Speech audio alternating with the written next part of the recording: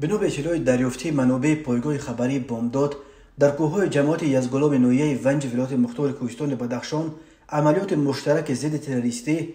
به ضد اعضای گروه سیلوبدست که از قلمرو افغانستان وارد این منطقه تاجیکستان شدند همچنان ادامه دارد. نیروهای ویژه الفا، صبر و آمان که برای این عملیات ویژه به جماعت یزگلام سفربر شدند، روزهای 27 و 28 اپریل سال 2023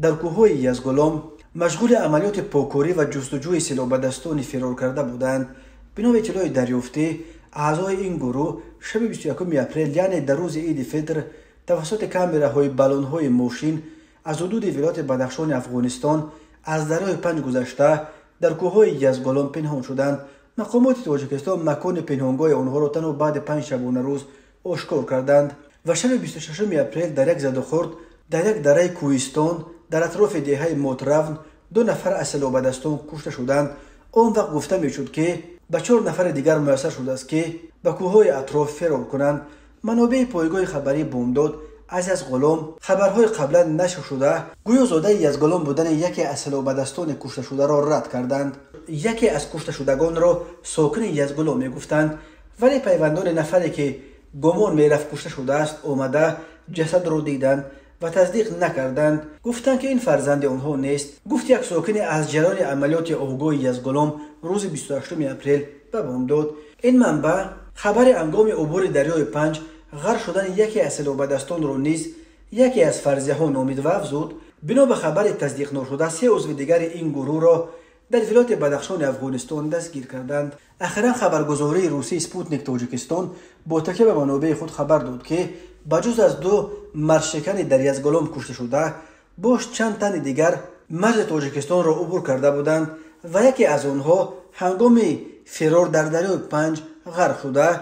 به 3 تن دیگر میسر شده است که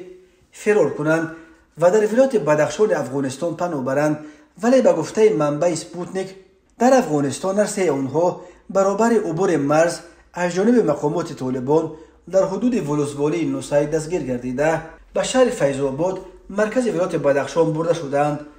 و حال تحت تفتیش قرار دارند.